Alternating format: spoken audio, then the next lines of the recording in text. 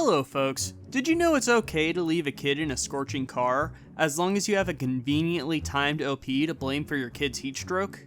You probably already hate her from just this first sentence, am I right? I mean, I think she could be more hated if she mocked cosplayers or kicked service animals, but that's just my opinion.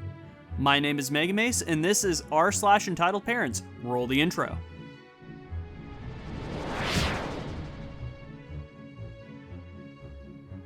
Our first story is called EP Kicks My Working Dog by Keela Nebula.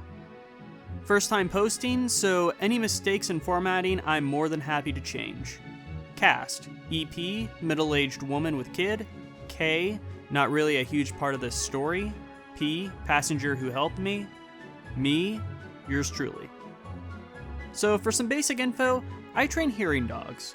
I get them from around 14 weeks old, give them basic house training and basic commands, alerts to doorbells and alarms, and then pass them on to become fully qualified hearing dogs to help deaf/hearing impaired people. It's great for a 22-year-old without extra money to have my own dog, as food and vet fees are paid for.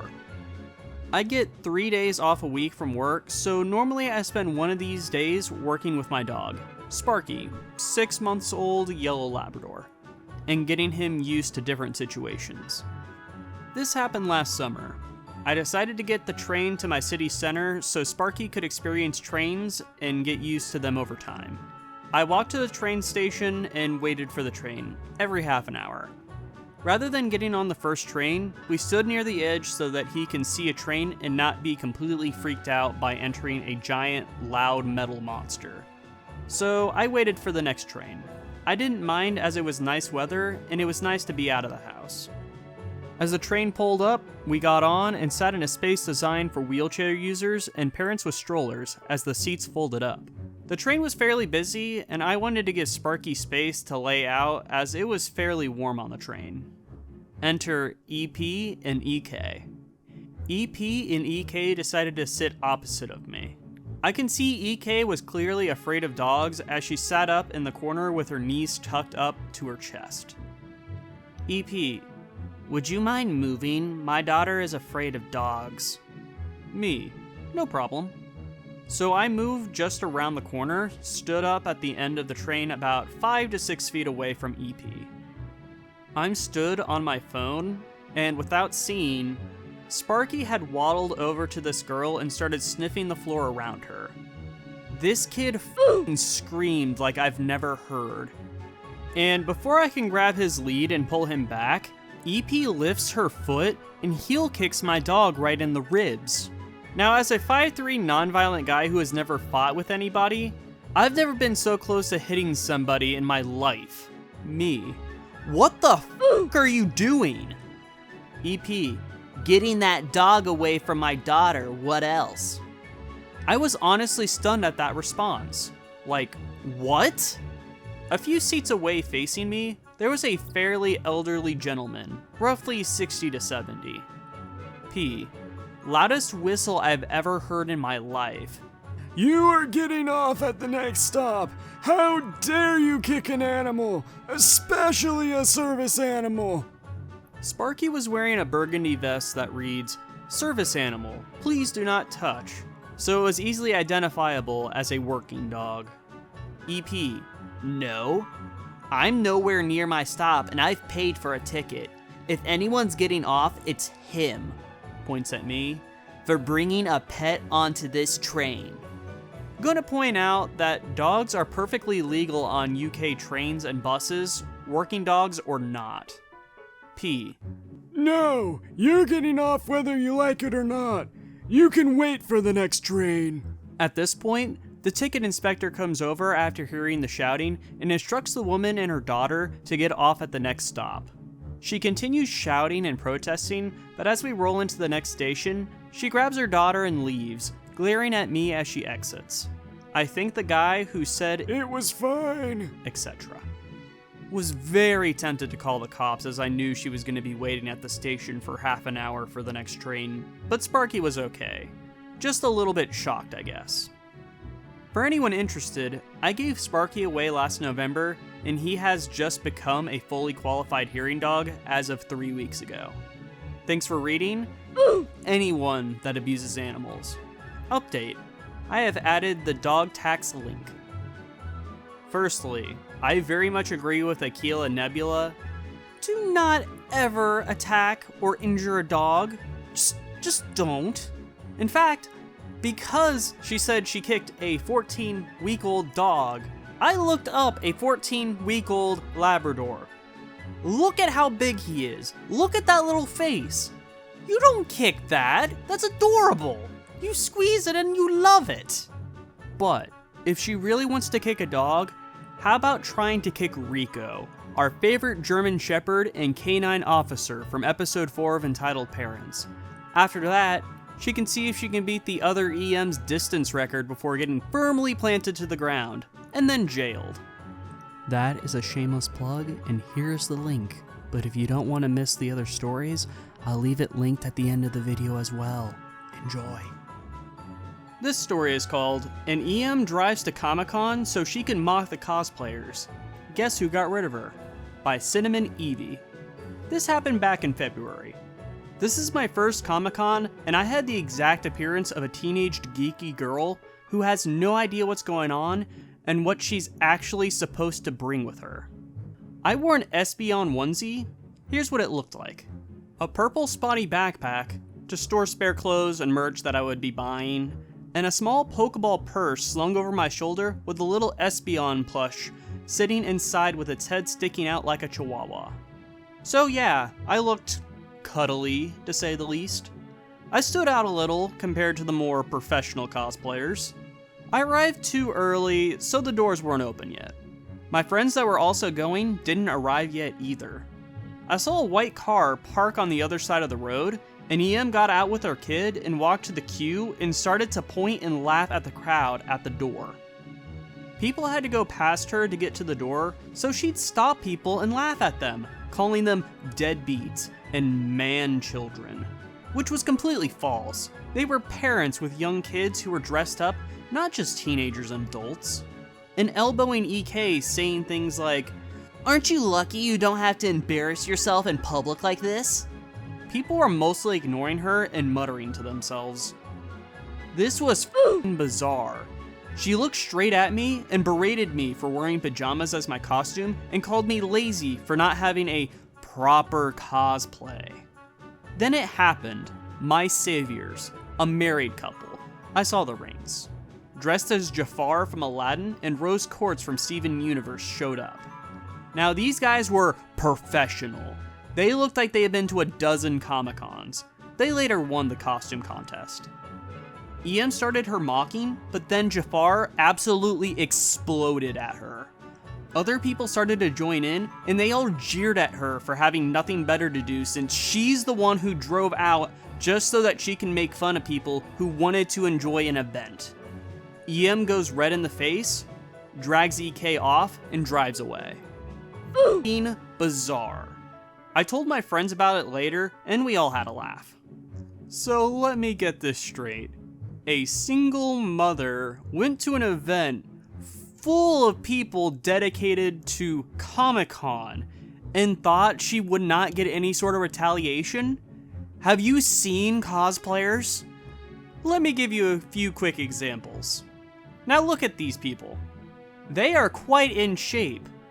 They will take no shit. She's really lucky she didn't make fun of anyone like that, or she'd be found behind the dumpster, broken and beaten. Now I know not all cosplayers are aggressive, or not all cosplayers are muscly like these people, but there's still a large number of them. They can easily swarm her, and she would still be found behind the dumpster. Our last story for today will be Entitled Mother Wants to Skip the Line, Gets a Lot More Than She Wanted, by Lord Wolf Deluxe. Edit, conversion for temperature, 35 degrees Celsius is 95 degrees Fahrenheit. Longtime lurker, first time post. A few need to know details. It was f***ing hot. It was about 35 degrees Celsius, but it felt more like 44. Important detail for later. So I was standing in the line at my local supermarket. I think in total, I had about 10 items, some frozen goods, drinks, and snacks. I usually tend to take out one of my buds from my phone, so in case someone addresses me, I would hear it. At this time, the woman at the cash register was taking care of the payment of one client, and there was one person in front of me. And then suddenly, she appeared. The EM of this story. Now honestly, she didn't look it. She didn't give off a mean vibe or anything. Even the way she started talking to me was overall nice and polite. At first. Excuse me, do you mind if I skip ahead? I'm in a hurry. Now, in general, if someone politely asks me this, and I don't have any urgent business of my own, I usually don't mind. This time, however, I didn't have that many groceries, so her delay would be at most a few minutes, while she was pushing a fully loaded cart in front of her. So if I would have let her skip, I probably still would be in the store for another 10 to 20 minutes. So I politely decline and tell her I will hurry as much as I can. Of course, this is a great offense. I had not given this woman her entitlement. She blew up instantly, yelling and screaming at me that she was in a hurry and, not kidding here, had to be home in time for her shows. Now at this time, I would like to point out that during this rant, she only said she had to be home in time for her shows that were very important to her. There was nothing else making this urgent for her. This is important a bit later. Now, while this woman is going off, the person at the cash register went into full ignore mode and just started scanning my groceries, which I loaded into bags while the EM was going on about how I was garbage and how I should be banned from the store. Now this should have been the end of it. Just turn around and go home and forget this happened. But then she said something that, 1, made me almost want to kill her, and 2, made this a postable story. While I was walking away, just about to put the earplug back in, she yells, If you pass by my car, tell my son you're the reason he has to wait another half hour for me. Now, I'm not an extremely smart person, but in this moment, my brain made some connections quickly. What I realized was, 1, again, it was very hot outside. 2, this woman has been in the store for a while, judging by the amount of groceries. 3, the entire parking lot of this store had almost no shade. 4, it was about 2 p.m., so the sun was just over its peak. I rush outside and start running past cars, scanning them for kids inside. Thankfully, one of the first cars I pass has a small child laying in the back seat. This kid is as pale as a ghost, sweating like crazy, and looks like he's only half conscious. I run back inside, and to my utter astonishment, this is having a conversation with the cashier while she's checking out her groceries. I grab her by the shoulders, spin her around, and yell almost straight to her face that her kid is literally dying in your car, and if you don't do something right now, I'm smashing your windows and calling the cops. At first, she looked at me in complete confusion. Never been probably spoken to like that before in her life. Then the realization of what I told her sunk in, and she rushed outside. While she went outside, a man tapped me on the shoulder and asked what had happened.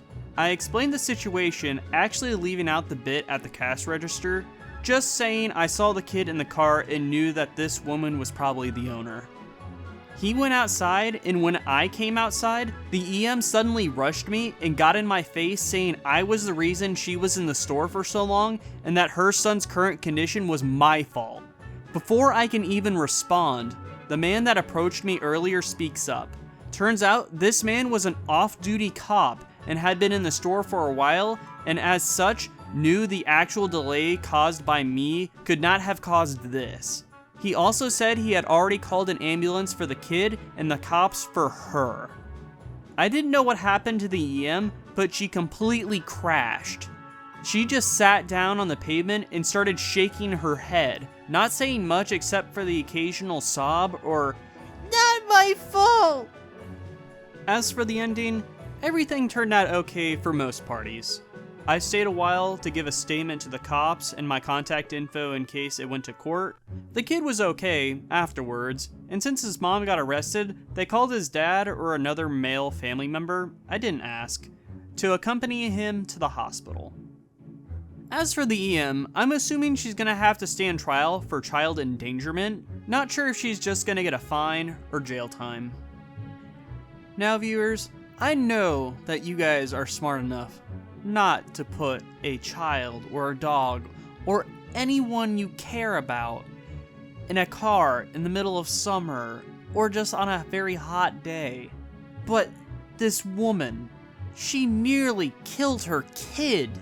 As a former Floridian, I can attest to cars getting stupidly hot.